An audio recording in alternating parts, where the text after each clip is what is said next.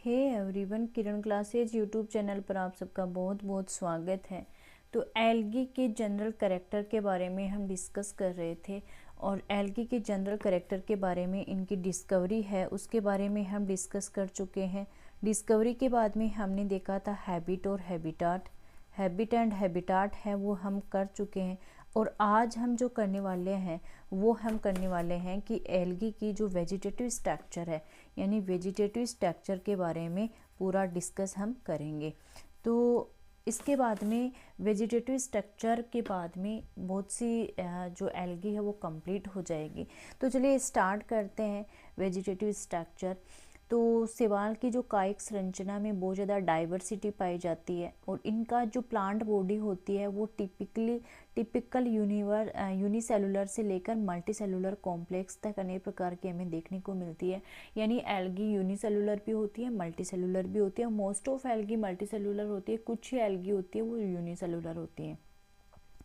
इनके जो साइज है वो माइक्रोन से लेकर या उससे भी कम और बहुत बड़ा साइज भी हो सकता है, यानी छोटा सा छोटे साइज से लेकर बहुत बड़े साइज, छोटे से साइज मतलब माइक्रोन या उससे भी कम से लेकर मैक्रोस्कोपिक यानी बहुत ज़्यादा बड़ा माप का भी ये हो सकता है। जैसे मैंने सबसे बड़ी एल्गी का एग्जांपल बताया होगा, कैल्प है वो सबसे बड़ी एल्गी होती है। जो थैलस है वो ऑर्गेनाइजेशन के आधार पर 5 कैटेगरियों में बांटा हुआ होता है। एल्गी की जो थैलस ऑर्गेनाइजेशन है जो थैलस की संगठन है, संरचना है, वो 5 कैटेगरी में बांटा गया है कि यूनिसेलुलर, कोलोनियल, फिलामेंटस, साइफोनस और पेरेनकाइमेटस।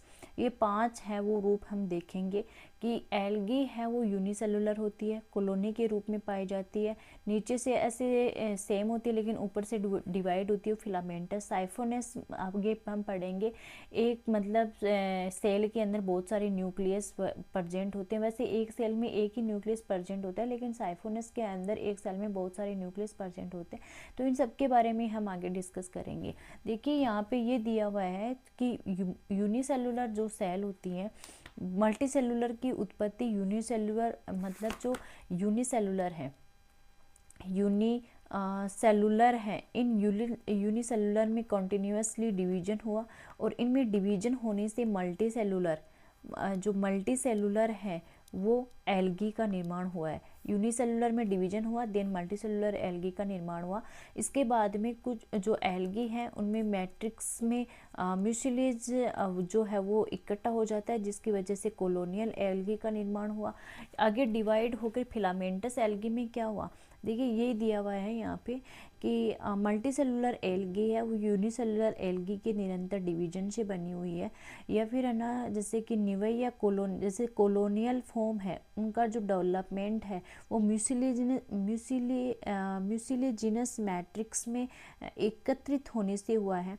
फिलामेंटस एल्गी है उनके निरंतर अनुप्रस्थ विभाजन से विकसित हुए हैं। जो फिलामेंटस एल्गी की कोशिकाएं हैं वो कंटिन्यूसली उनमें जो है वो एल्गी में अनुप्रस्थ डिवीजन हुआ है, जिससे वे उनका निर्माण हुआ है। इसके बाद में तंतु के निर्माण में विभाजन के पश्चात संतति कोशिकाएं एक दूसरे से फर्तक नहीं होती, मतलब कि एक दूसरे से सेल है उनमें डिवीजन तो हो गया लेकिन सेल एक दूसरे से अलग नहीं हुई, जिससे साइफोनियस रूप है उसका विकास भी केंद्रकों के पुनर्विभाजन से हुआ है। इनमें न्यूक्लियर विभाजन के पश्चात बीतियों का निर्माण नहीं होता। तंतुओं की कोशिकाओं के अनेक विभाजन अनेक तलों में होने से पेरेनकाइमी रूप विकसित हुए हैं। ये मोटा मोटा रूप दिया हुआ है कि कैसे कैसे पेरेनकाइमेटस सेल बनी है, कैसे साइफोनियस सेल बनी है, कैसे फिलामेंटस फॉर्म बना है, कैसे कॉलोनियल फॉर्म बना है, कैसे यूनिसेलुलर एल्गी से मल्टीसेलुलर एल्गी बनी है। अब हम डिटेल्ड स्टडी करेंगे तब आपको और ज़्यादा से समझ में आ जाएगा। देखिए इसके बारे में हम देखते हैं कि यूनिसेलुलर, सबसे पहले हम जो डिस्कस करने वाले हैं वो यूनिसेलुलर एल्गी के बारे में देखने वाले हैं। यूनिसेलुलर एल्गी में शैवाल की कैरोफाइसी, देखो कैरोफाइसी और फियोफाइसी इन दो वर्गों को छोड़कर शेष सभी वर्ग में यूनिसेलुलर एल्गी प्रेजेंट होती हैं। आपको ये चीज़ ध्यान में रखना है। हम बात करें यूनिसेलुलर एल्गी की, तो यूनिसेलुलर जो एल्गी है, यूनिसेलुलर एल्गी एक तो है कैरोफाइसी और फियोफाइसी। कैरोफाइसी और फियोफाइसी, इनमें क्या होता है, इनमें यूनिसेलुलर एल्गी है वो प्रेजेंट नहीं होती। इसके अलावा जितने भी जो एल्गी की क्लासेज हैं उनमें कुछ ना कुछ कोई ना कोई एल्गी है वो यूनिसेलुलर मिल ही आपको जाती है। तो इसमें दिया है कैरोफाइसी फियोफाइसी क्लासेज को छोड़कर से सभी वर्गों में यूनिसेलुलर प्रारूप पाए जाते हैं। ऐसे शैवाल ऐसी एल्गी एसेलुलर भी कहलाते हैं, क्योंकि इनमें कोशिकीय विभेदन न होने से जीवन की सभी क्रियाएं एक ही कोशिका में होती है। भाई सेल डिवीजन नहीं होता, लाइफ की पूरी प्रोसेस है वो एक ही सेल में है वो संपन्न होती है। अब जो यूनिसेलुलर एल्गी है उनको 3 कैटेगरी में बांटा गया है। सबसे पहले जो चीज़ आती है वो राइजोपोडियल है। राइजोपोडियल में क्या होता है कि इनमें जो सेल वॉल होती है, मतलब कि जो रिजिड सेल वॉल होती है वो एब्सेंट होती है।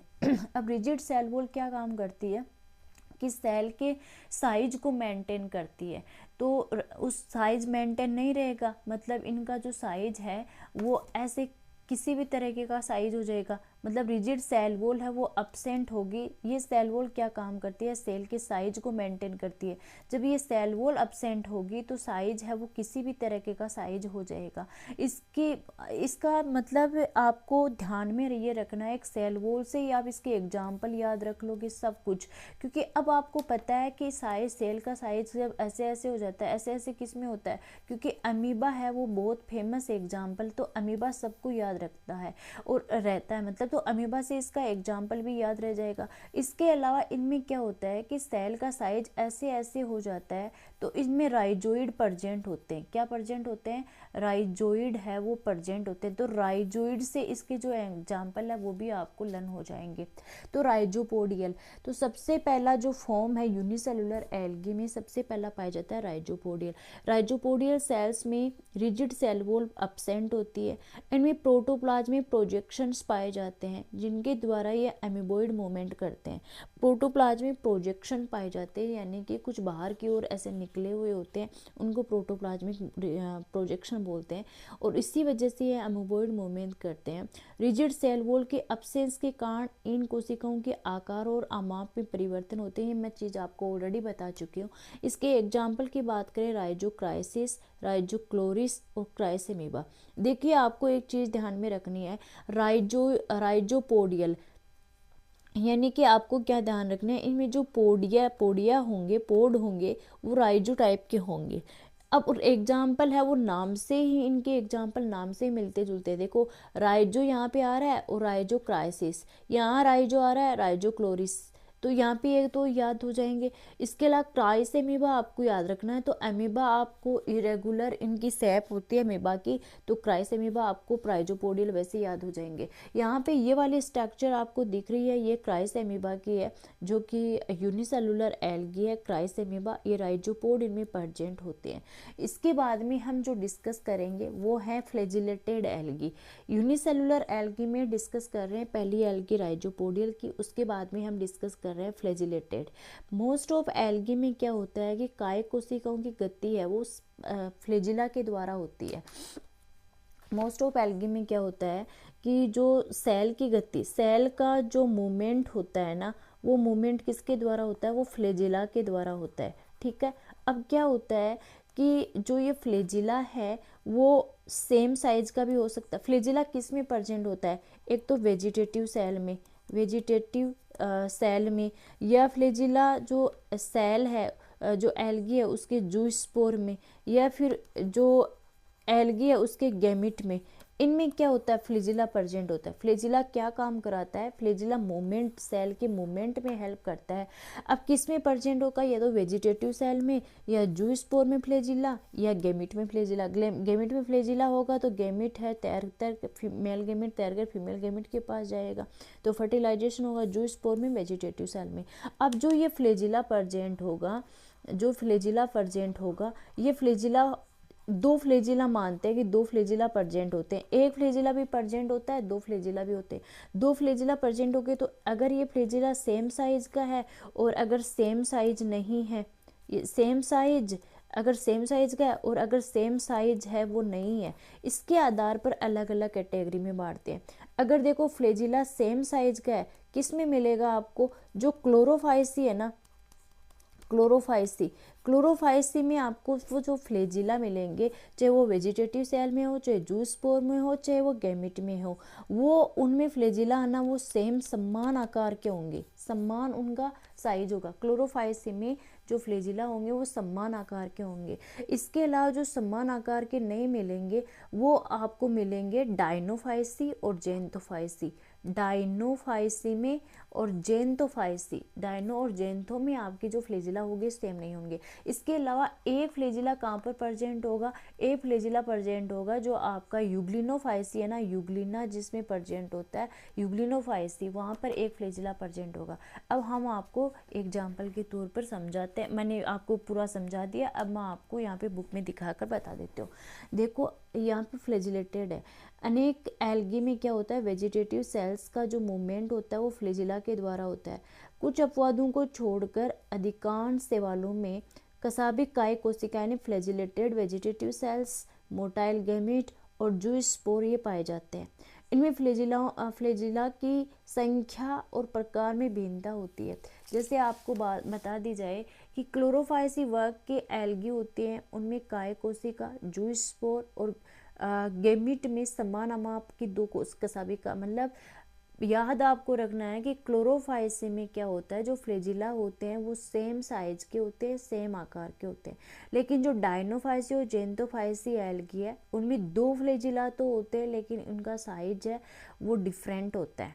आपको ये बात क्लियर हो गई पहले। इसके बाद में जो यूग्लिनोफाइसी है, यूग्लिनोफाइसी में एक ही फ्लैजिला प्रेजेंट होगा और सेल के जो फ्रंट वाला पार्ट है, सेल का मतलब ये कोई एल्गी है और यूग्लिना है और यूग्लिना के ऊपर की ओर ये एक फ्लैजिला प्रेजेंट है, तो यहाँ पे यूग्लिनोफाइसी होगा। अब मैं आपको एग्जांपल दिखा देती हूँ यूग्लिना का।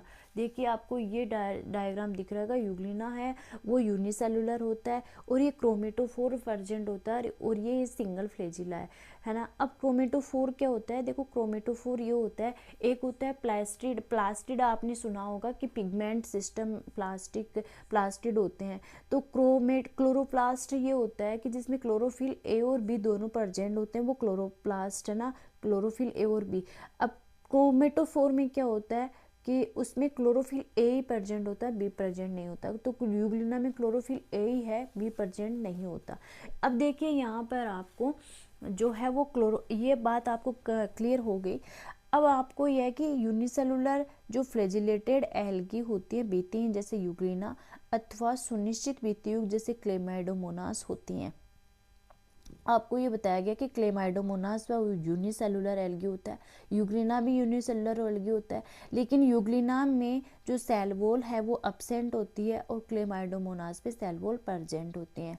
फैक्टोज में कोशिका भित्ति के चारों ओर कैल्शियमी पदार्थों का कैप्सूल होता है। देखिए फैक्टोज आपको दिख रहा होगा, फैक्टोज ये वाली एल्गी है। फैक्टोज कौन सी एल्गी है, ये तो आपकी यूग्लिना है जिसमें न्यूक्लियस प्रेजेंट है और ये क्लोरोप्लास्ट वगैरह है। अब फैक्टोज ये वाली एल्गी है।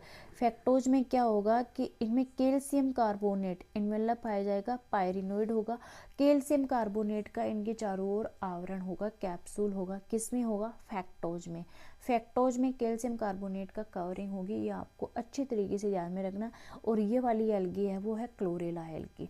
नेक्स्ट मैं बात करूं जो है वो स्पाइरल या फिलामेंटस यूनिसेलुलर फॉर्म, यानी कि कुछ एल्गी होती है वो स्पाइरल या कोलोइड रचना बनाती है, जैसे स्पाइरुलिना।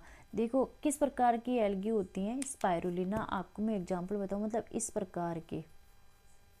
ये क्या हो गया, ये एक तरह की स्पाइरल कंडीशन ही तो है, मतलब इस प्रकार की कंडीशन। तो ये स्पाइरल मतलब वो नहीं होती क्या, ऐसे ऐसे ऐसे ऐसे नोटबुक के जो स्पाइरल होता है उस प्रकार की एल्गी ये प्रेजेंट होती है। तो स्पाइरल फिलामेंटस यूनिसेलुलर फॉर्म की कुछ स्पाइरल या कोलोइड रचना बनाते हैं, जैसे स्पाइरुलिना। अब स्पाइरुलिना क्या होती है, यूनिसेलुलर एल्गी है, ये भी आपको ध्यान में रखना है। और ये स्ट्रक्चर है यूनिसेलुलर एल्गी का, ये आपको अच्छी तरीके से ध्यान में रखना है। मैंने कितनी एल्गी बताई है, यूनिसेलुलर एल्गी होती है। इसके अलावा जो एल्गी का एक फॉर्म भी आता है वो है non motile algae, non motile form, यानी यूनिसेलुलर एल्गी में कौन सी एल्गी होती है वो नॉन मोटाइल होती है। शैवालों में अनेक कोकोइडल अथवा नॉन मोटाइल रूप भी पाए जाते हैं, ये हैं ये अकशाबिक यानी कि इनमें फ्लैजिला भी नहीं होते और दृढ़ सेल वॉल भित्ति होती है, यानी फ्लैजिला नहीं होते। नॉन मोटाइल तो देखो भाई मेन चीज़ आपको रटना नहीं है, कुछ चीज़ें समझने की भी होती है।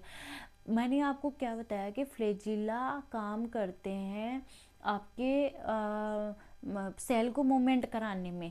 अब जब नॉन मोटाइल फॉर्म होगा तो नॉन मोटाइल में तो मतलब फ्लैजिला अब्सेंट होंगे, नॉन मोटाइल मतलब वो गति नहीं करेंगे तो फ्लैजिला अब्सेंट होंगे। वो ये बात यहाँ पे लिखी हुई है कि ये अकशाबिक और दृढ़ कोशिका भित्ति युक्त होते हैं, सरलतम अगतिशील रूप साइनोफाइसी में पाए जाते हैं। इसका जो एग्जाम्पल वो है साइनोफाइसी। साइनोफाइसी सबसे प्रीमिटिव एल्गी मानी जाती है जो कि ब्लू ग्रीन एल्गी होती है, और वो कॉमन कैरेक्टर में बैक्टीरिया के ज़्यादा पास में होती है, ना कि एल्गी में।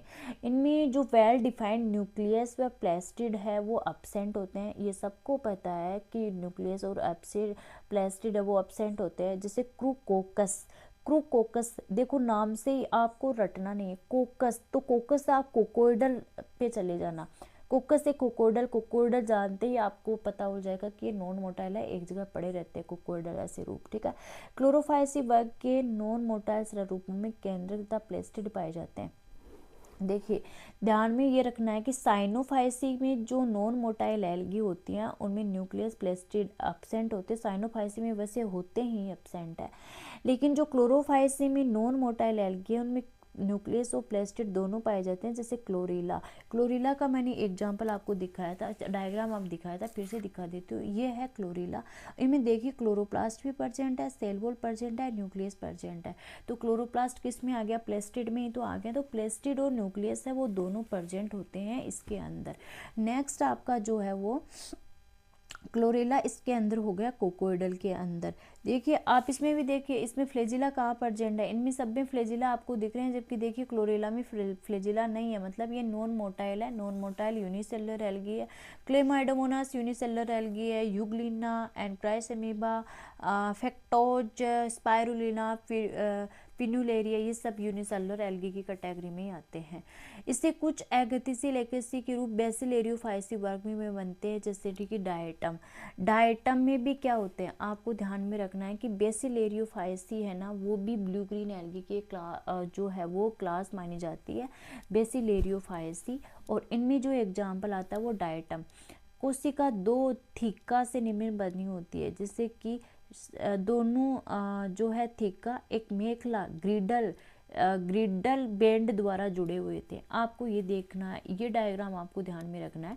इस डायग्राम में आपको यही बताया गया है कि जो बेसिलेरियोफाइसी का डायटम या फिर पिनुलेरिया ये एग्जाम्पल है, और इसमें बताया गया है कि सेल है वो दो थीका से निर्मित होती है। ये देखिए ये दो थीका है, इधर वाली थीका, इधर वाली थीका, ये अलग अलग थीका है, इनसे निर्मित होती है सेल। और इन दो थीका एक मेखला एक ग्रिडल बैंड के द्वारा जुड़ी होती है, और ये वाली बैंड है वो है ग्रिडल बैंड। ये वाली बैंड है वो कौन सी बैंड कहलाती है, ग्रिडल बैंड। तो थीका होती है, ग्रिडल बैंड होती है, सेंट्रल नोड्यूल है, ये रेफे है, ये पोलर नोड्यूल है। पोलर यानी मतलब किनारों की ओर, ध्रुवों की ओर, तो पोलर हो गया, ये सेंट्रल नोड्यूल हो गया, रेफे हो गया। तो पिनुलेरिया की ये है, और डायटम है ये बेसिलेरियोफाइसी में आते हैं। ये आई थिंक आपको क्लियर हो गया होगा कि हमने सबसे पहले जो पढ़ा था वो वेजिटेटिव जो स्ट्रक्चर है उसमें हमने देखा था यूनिसेलुलर, कॉलोनियल, फिलामेंटस, साइफोनियस, पेरेन्काइमेटस। तो फिर जो वेजिटेटिव है उसमें हमने यूनिसेलुलर फॉर्म पढ़ा, तो यूनिसेलुलर में हमने सबसे पहले राइजोपोडियल पढ़ा, उसके बाद में यूनिसेलुलर जो फ्लैजिलेटेड है उसके बारे में देखा, फिर हमने देखा एक स्पाइरल और फिलामेंटस, और फिर हमने देखा नॉन मोटाइल फॉर्म के। नॉन मोटाइल में क्लोरेला आता है, बेसिलेरियोफाइसी में डायटम, पिनुलेरिया वो वगैरह आते हैं। उसके बाद में जो फॉर्म हम देखेंगे वो है कोलोनियल। कोलोनियल फॉर्म में क्या होता है, कोलोनियल फॉर्म में क्या होता है कि शैवालों के कोलोनियल फॉर्म की उत्पत्ति साचर्य कोशिका विभाजन के पश्चात संतति कोशिकाओं के एक ही म्यूसिलेजिनस मैट्रिक्स में एकत्र होने के कारण हुई है। आपको बस इतना सा ध्यान में रखना है कि जो कोलोनियल सेल है इनका निर्माण कैसे हुआ है कि जो डॉटर सेल बनी, एक सेल है, इनसे आपको पता है डॉटर सेल बनती है, और उनमें म्यूसिलेजिनस मैट्रिक्स है वो एक जगह इकट्ठा हो गया, तो फिर कॉलोनी एक जगह क्या बन गई, कॉलोनी बन गई। मतलब ये सेल, ये सेल, ये अलगी, ये अलगी, ये अलगी, ये अलगी, ये अलगी, और इनकी एक जगह कॉलोनी बन गई। ये हो गया कॉलोनियल फॉर्म। तो शैवालों के कॉलोनियल फॉर्म का जो उत्पत्ति है वो साचरी कोशिका विभाजन के पश्चात डॉटर सेल के एक ही म्यूसिलेजिनस मैट्रिक्स में इकट्ठा होने के कारण हुई है। अतः कॉलोनियल रूप समान संरचना वाली कोशिकाओं का एक समूह है। आपको इतना ध्यान रखना है कि किसी कोशिका का, किसी अलगी का कॉलोनी है तो उसमें सेल जो है वो प्रेजेंट, एक समान सेल प्रेजेंट होती है। कॉलोनी है अगर किसी कोशिका की, किसी एल्गी की, तो उनमें सारी जो सेल हो सेम संरचना की, सेम स्ट्रक्चर की होगी। सेल्स के ये समूह प्राय शिथिल होते हैं, अतः एक कॉलोनी का खंडों में विभाजन हो सकता है, परंतु वोल्वोक्स व कुछ अन्य निवयी रूपों में कॉलोनी की प्रत्येक कोशिका कनेक्टिविटीज द्वारा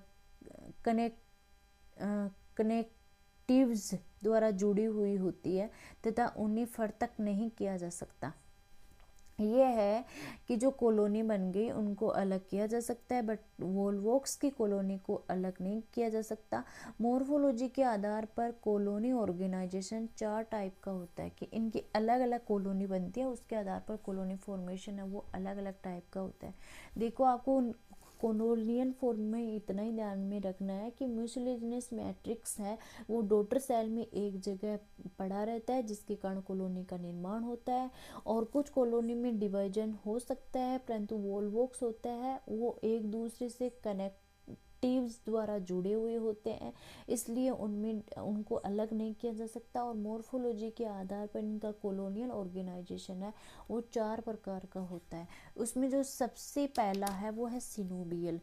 इस प्रकार की कॉलोनी देखो यहाँ पे दिए हुए हैं कॉलोनियल एल्गी पेंडोराइना, ये वाली एल्गी पेंडोराइना, ये वाली एल्गी यूडोराइना, ये वोल्वोक्स और हाइड्रोडिक्टियन।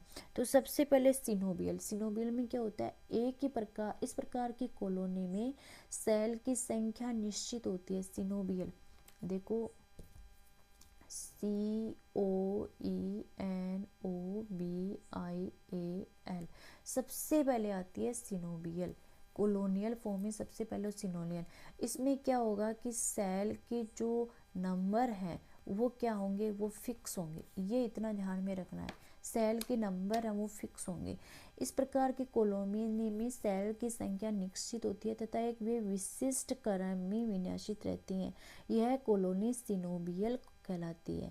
इसमें सेल की संख्या, मतलब सेल की संख्या वो फिक्स होगी, सेल के नंबर फिक्स होंगे और एक सीक्वेंस से वो अरेंज होंगे, और इस प्रकार की कॉलोनी सिनोबियल होती है। इनमें सेल की संख्या शिशु अवस्था में निर्धारित हो जाती है तथा उसके पश्चात केवल सेल्स के आकार में वृद्धि होती है। गतिशील सिनोबियल की कोशिकाएं फ्लैजिलेटेड होती है, जैसे पेंडोराइना। अब देखिए पेंडोराइना, ये वाला एग्जाम्पल आपको दिख रहा होगा, ये एग्जाम्पल पेंडोराइना का है।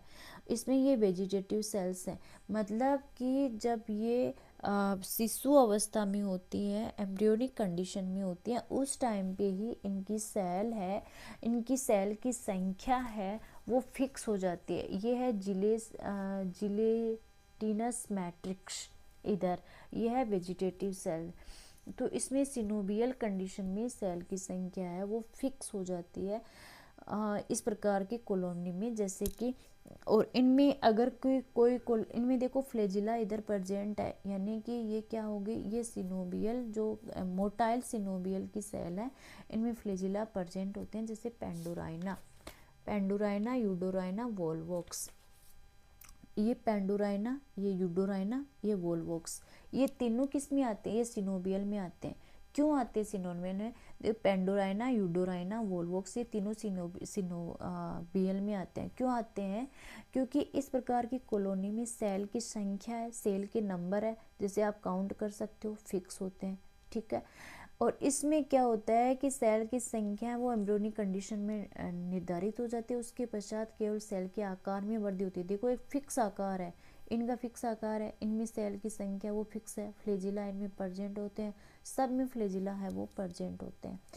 पेंडोराइना, यूडोराइना और वॉल्वॉक्स। अगतिशील सिनोवियल की कोशिकाएं एक दूसरे से लगभग संलयित होती है। जैसे ये हाइड्रोडिक्टियोन है, हाइड्रोडिक्टियोन में फ्लैजिला देखो, आप देख सकते हो इन सब में फ्लैजिला प्रेजेंट है, ये इन सब में फ्लैजिला प्रेजेंट है। इनकी कॉलोनी फिक्स कॉलोनी होती है। सेल की संख्या, सेल का नंबर है, पेडोराना, यूडोराना, वोल्वॉक्स इनमें फिक्स होता है।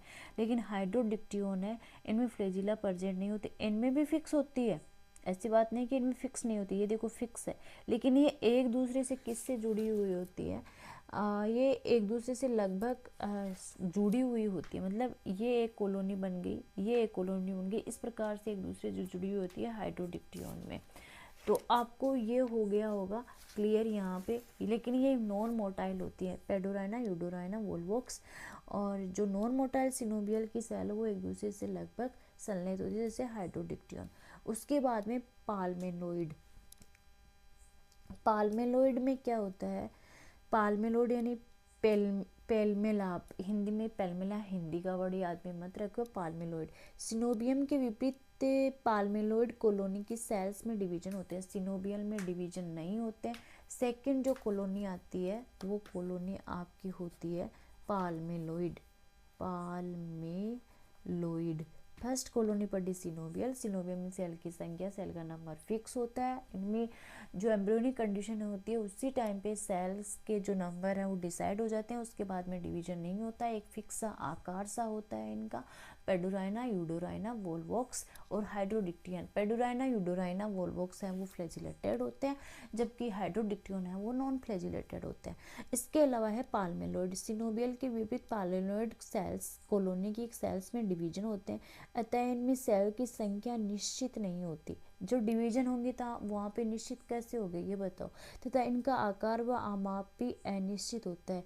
पाल्मेनोइड कॉलोनी की कोशिकाएं म्यूसिलेजिनस मैट्रिक्स में अनियमित रूप से अंतः स्थापित होती हैं। पाल्मेनोइड के प्रमुख उदाहरण एफेनोथिका तथा टेट्रोस्पोरा है।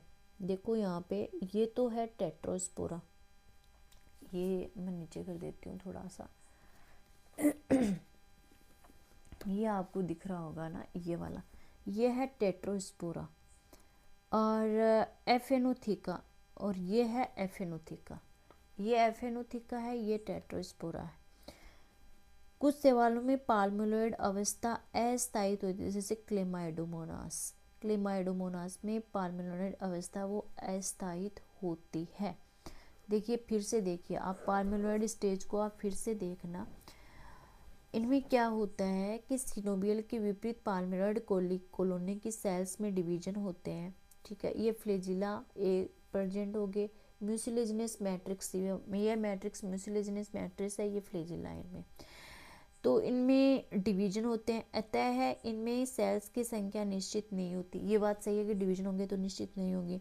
तथा इनका आकार व आमाप अनिश्चित, आप देख सकते हो इनका आकार व आमाप। टेट्रास्पोरा, एफेनोथिका, इन दोनों का आकार देख लीजिए किस प्रकार का आकार है अनियमित आकार है, मतलब एक फिक्स आकार नहीं है इनका। तो पाल्मेनोइड कॉलोनी की सेल्स है म्यूसिलेजिनस मैट्रिक्स में अनियमित रूप से, ये म्यूसिलेजिनस मैट्रिक्स है इसमें अनियमित रूप से अंतः स्थापित होती हैं। पाल्मेनोइड के प्रमुख जो एग्जाम्पल है एफेनोथिका तथा टेट्रोस्पोरा है। कुछ शैवालों में पाल्मेनोइड अवस्था वो अस्थायी होती है, जैसे कि क्लेमाइडोमोनास। इसके बाद में जो आता है ये भी देख ले, क्राइसिडिएस्ट्रिस और क्राइसोडेंड्रॉन, ये भी इसके ही एग्जाम्पल है ये। उसके बाद में आपका आता है डेंड्रोइड। पाल्मेनोइड कॉलोनी की बात थी डेंड्रोइड, ये डेंड्रोइड के एग्जाम्पल है ये दोनों। देखो पाल्मेनोइड कॉलोनी की बात थी, डेंड्रोइड कॉलोनी का आकार व आमाप अनिश्चित होता है। पाल्मेनोइड का अनिश्चित होता है, इसका भी अनिश्चित होता है। इस प्रकार के कॉलोनी में सेल्स म्यूसिलेजिनस सूत्रों द्वारा शाखाओं के रूप में, आपको दिख रहा है ये ब्रांच निकली हुई होती है ना, वहाँ पे तो म्यूसिलेजिनस मैट्रिक्स में क्या हुआ, अंतर स्थापित हो जाती है। इसमें क्या हुआ कि म्यूसिलेजिनस सूत्रों द्वारा, थ्रेड द्वारा ब्रांचेज के रूप में ऑर्गेनाइज रहती है तथा संपूर्ण कॉलोनी एक शाखित पौधे के रूप में दिखाई देती है, जैसे क्राइसोडेंड्रॉन। डेंड्रोन नाम से ही आपको समझ में आ जाना चाहिए, डेंड्रोन जहाँ पे आ जाता है ना, वहाँ पे वहाँ पे वहाँ पे वहाँ पे वहाँ पे ऐसे इस प्रकार का होता है। मतलब वो शाखाओं में, डेंड्रोन का मतलब होता ही है शाखाओं में बटा हुआ। तो क्राइसोडेंड्रोन और क्राइसीडिएस्ट्रिस तो राइजोपोडियल में इंक्लूड हो जाती है। डेंड्रोन मतलब कि आपने वो नहीं पढ़ा क्या कि न्यूरो तंत्रिका तंत्र, उसमें डेंड्रोन, तो वो क्या होता है कि ब्रांचेज में बटा हुआ होता है। क्राइसोडेंड्रोन तो वो होते हैं डेंड्रोइड सेल। यहाँ पे ये देखो डेंड्रोइड है ना, तो ये होगी डेंड्रोइड। इनमें भी क्या होगा, इनमें सेल का आकार है वो निश्चित नहीं होगा, इनमें डिवीजन होता रहता है, अनियमित आकार होता है, और म्यूसिलेजिनस थ्रेड द्वारा शाखाओं के रूप में संगठित होती हैं। संपूर्ण कॉलोनी एक शाखित पौधे के रूप में दिखाई देती है। तो इसका जो एग्जाम्पल होगा वो होगा आपका क्राइसोडेंड्रोन। देन राइजोपोडियल कॉलोनी में सेल्स है वो राइजोपोडिया द्वारा जुड़ी हुई होती है। देखो आप यहाँ पे देखिए, ये है राइजोपोडियल, ये राइजोपोड है, ये राइजोपोड है, और राइजोपोडिया द्वारा एक दूसरे से जुड़ी हुई है, यहाँ पे आप देख सकते हो। तो ये होगी राइजोपोडियल। क्राइसोफाइसी वर्ग का क्राइसीडिएस्ट्रिस इस प्रकार की कॉलोनी का प्रमुख उदाहरण है।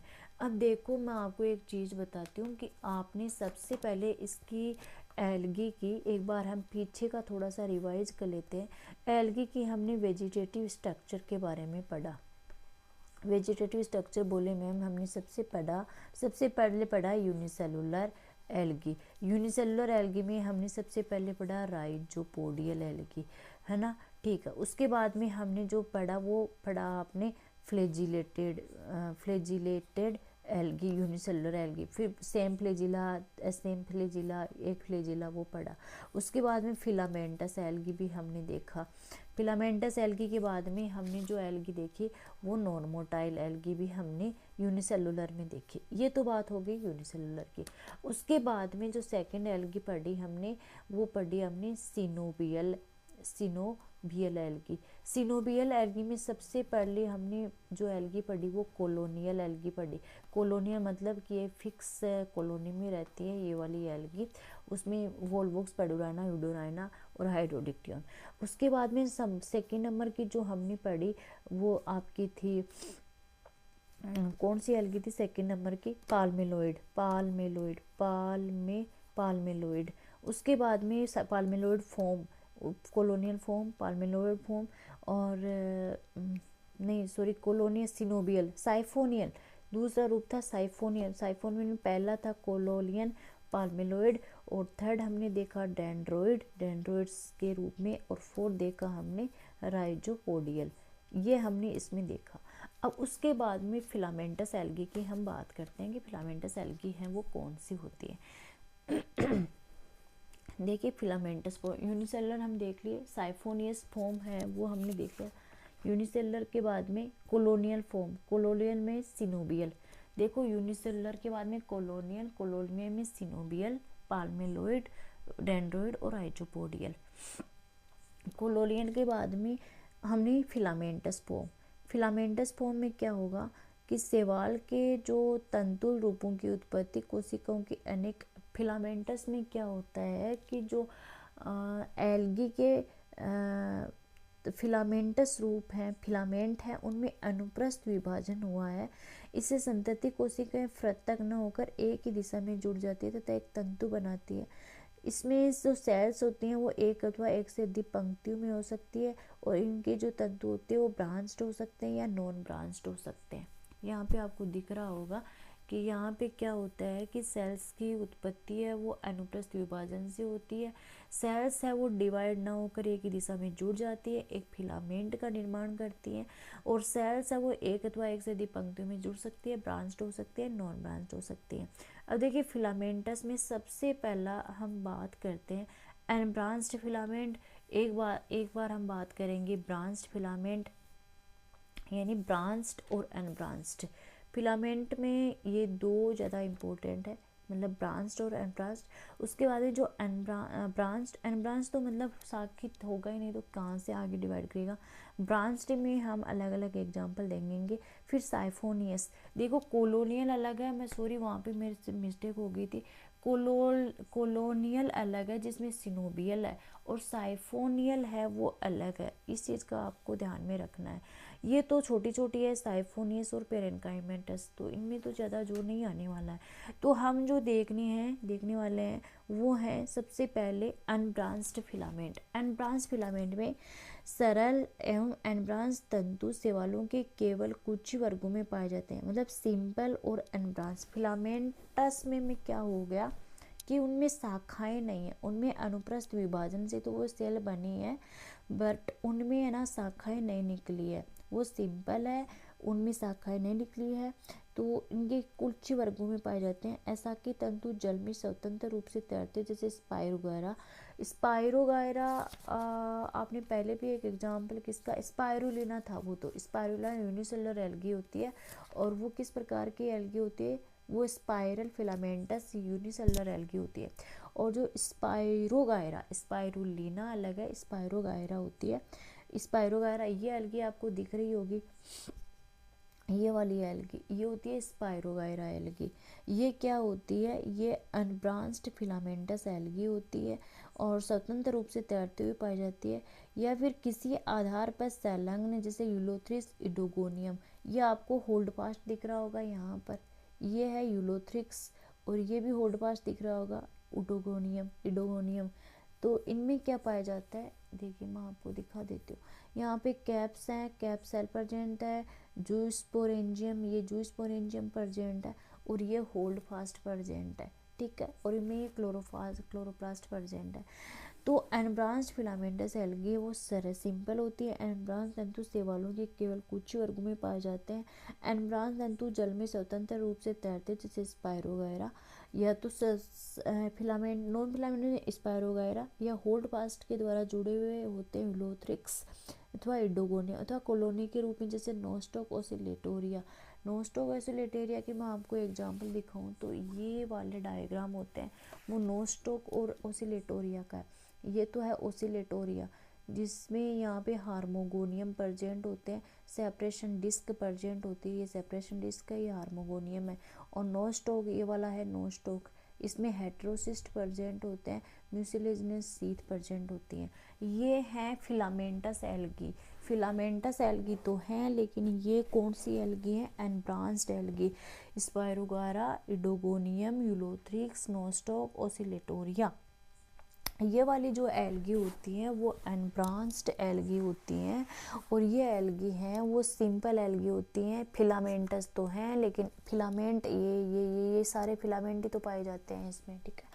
इसके बाद में होती हैं ब्रांच्ड, यानी शाखाएं निकली हुई होती हैं।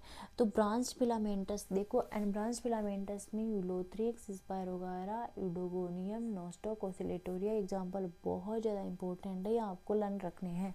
इसके बाद में जो ब्रांच्ड फिलामेंटस आएगा उसमें तंतुओं में शाखाओं का निर्माण सेल्स के लेटरल आउटग्रोथ की उत्पत्ति तथा उनमें अनुप्रस्थ भित्तियों के बनने से होता है। देखियो, तंतुओं में जो शाखाओं का निर्माण होता है वो कोशिकाओं में लेटरल आउटग्रोथ की उत्पत्ति तथा उनमें अनुप्रस्थ भित्तियों के बनने से होता है। तंतुओं में जो शाखन होता है वो फाल्स हो सकता है तथा ट्रू हो सकता है। फाल्स जो ब्रांच होगी वो पार्श्व उद्धरण के रूप में विकसित नहीं होता। वास्तव में जब तंतु की कोई अंतर्वेशी या इंटरकेलरी कोशिका नष्ट हो जाती है तो तंतु का टूटा सिरा श्लेष में आवरण से बाहर निकल जाता है और तंतु शाखित प्रतीत होता है। साइनोफाइसी वर्ग के साइटोनिमा वंश में जो फॉल्स शाखन है वो पाया जाता है 7A। भाई ज़्यादा डीपली मत पढ़ो, आपको तो बस इतना ध्यान में रखना है कि जो ब्रांच्ड फिलामेंटस सेल की दी हुई है उनमें आपको देखो साइटोनिमा ध्यान में रखना है। साइटोनिमा ये वाला एग्जाम्पल है, ये है साइटोनिमा का। साइटोनिमा में हेट्रोसिस्ट प्रेजेंट है, ये इसका सिस्ट प्रेजेंट है, और फॉल्स ब्रांच प्रेजेंट है, क्योंकि वो एक्चुअल में अलग नहीं हुई है। फॉल्स में क्या होता है कि देखो, इसमें तंतु में शाखाओं का निर्माण सेल्स में लेटरल आउटग्रोथ मतलब पार्श्व में वृद्धि होने से उत्पत्ति, अनुप्रस्थ भित्तियों के बनने से होता है। तंतु में शाकन आभार से अथवा फोल्स ट्रू हो सकता है। फोल्स में क्या होता है कि शाकन पार्श्व उध्रव के रूप में विकसित होती है, नहीं होता है, पार्श्व उद्रव के रूप में विकसित नहीं होता। वास्तव में जब तंतु की कोई इंटरकैलरी कोशिका मतलब फिलामेंट की कोई इंटरकैलरी कोशिका नष्ट हो जाती है तो तंतु का टूटा सिरा म्यूसिलेज आवरण से बाहर निकल जाता है और तंतु शाकित प्रतीत होता है। मतलब होता नहीं है, हमें प्रतीत होता है। तो ये होता है साइटोनेमा में। फिर ट्रू ब्रांचिंग। ट्रू ब्रांचिंग 3 प्रकार के थैलस बनते हैं। सिंपल बनते हैं, हेट्रोट्राइकस बनते हैं, सिंपल हेट्रोट्राइकस एंड सूडो पेरेन्काइमेटस। देखिए इसमें जो सिंपल बनते हैं ट्रू ब्रांचिंग में, सिंपल ब्रांचिंग कि ट्रू ब्रांचिंग तंतु किसी आधार पर एक बेसल सेल द्वारा संलग्न रहता है। सिंपल देखो ट्रू ब्रांचिंग में क्या होता है कि इसमें 3 प्रकार के थैलस बनते हैं। सबसे पहले सिंपल थैलस की हम बात करें तो सरल शाखी तंतु किसी आधार पर एक बेसल सेल द्वारा संलग्न रहता है। इसमें मैं डायग्राम की बात करूं 7b ये वाला, पहले ये वाला देखिए आप, ठीक है। इसमें बात हो रही है क्लेडोफोरा, ये वाला है क्लेडोफोरा। क्लेडोफोरा में क्या होगा कि सरल शाखी तंतु किसी आधार पर बेस पर एक बेसल सेल, ये वाली होगी बेसल सेल, आपको दिख रही होगी, ये है क्लेडोफोरा।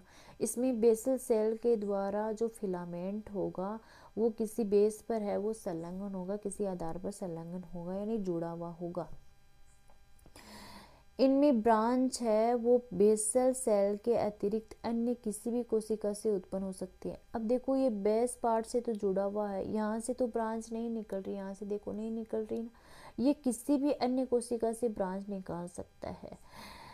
क्लेडोफोरा में ब्रांचेस सदैव परस्पर कोशिकाओं के बीच उपस्थित अनुप्रस्थ भित्ति के ठीक नीचे से उत्पन्न होती है। क्लेडोफोरा में जो ब्रांचेस सदैव परस्पर कोशिकाओं के बीच उपस्थित अनुप्रस्थ भित्ति यहाँ से ठीक नीचे उपस्थित के नीचे उत्पन्न होती हैं। उसके बाद में है हेट्रोट्राइकस। देखो आपको फिलामेंटस स्पोर में आपको एनब्रांच्ड में तो यूलोथ्रिक्स, इडोगोनियम,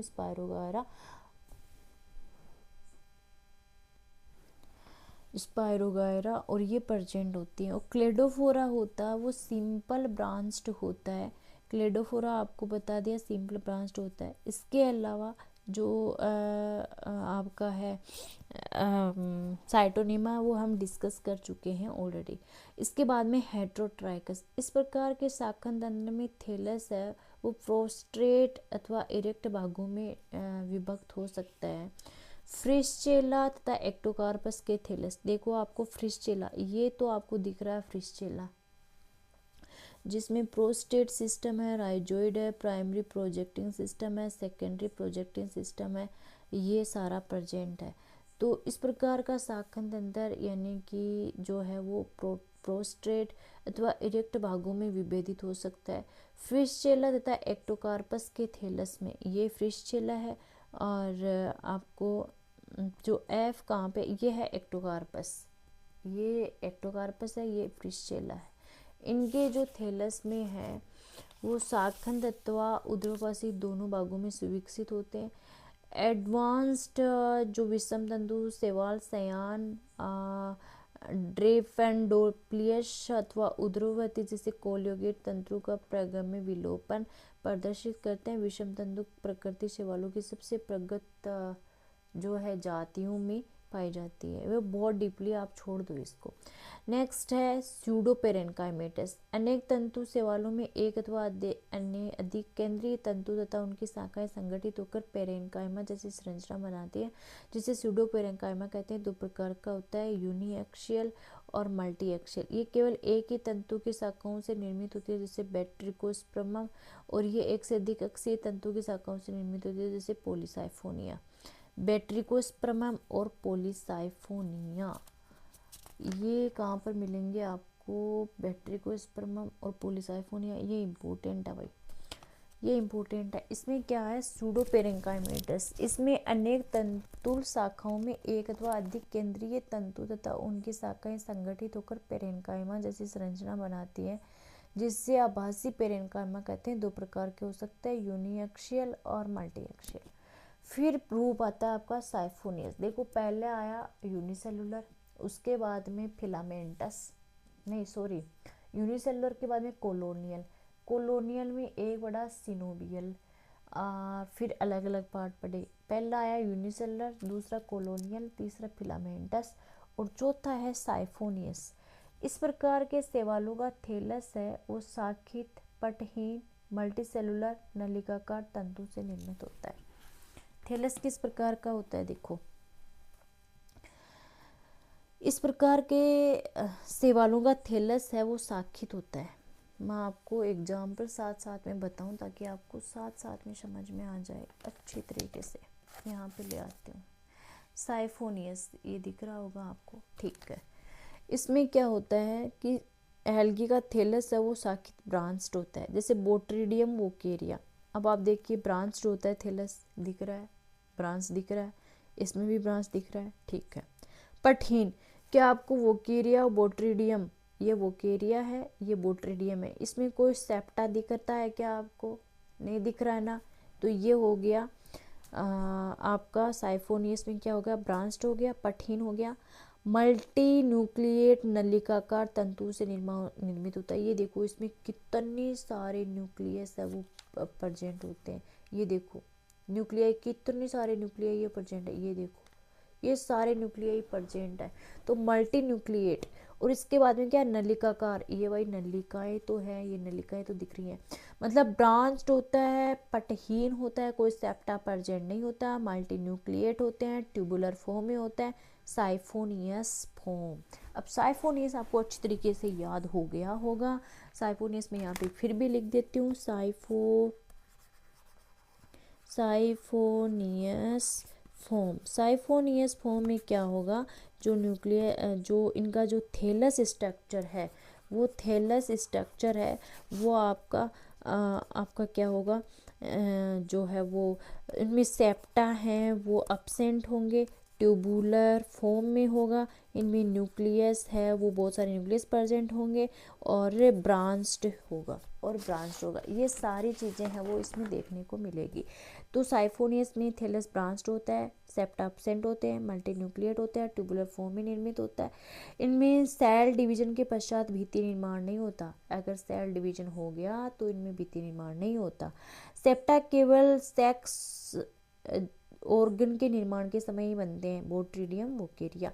अब ये देखो बोट्रिडियम देख लो, यहाँ पे ये राइजोइड है, सेंट्रल वैक्यूल प्रेजेंट है, क्रोमेटोफोर प्रेजेंट होते हैं, और ये फिलामेंट सिनोसाइटिक फिलामेंट होते हैं, साइटोप्लाज्म होते हैं, न्यूक्लियाई होते हैं, वेसिकल होते हैं, न्यूक्लियाई ब्रांच राइजोपोड होते हैं। इसके बाद में पेरेनकाइमेटस फॉर्म।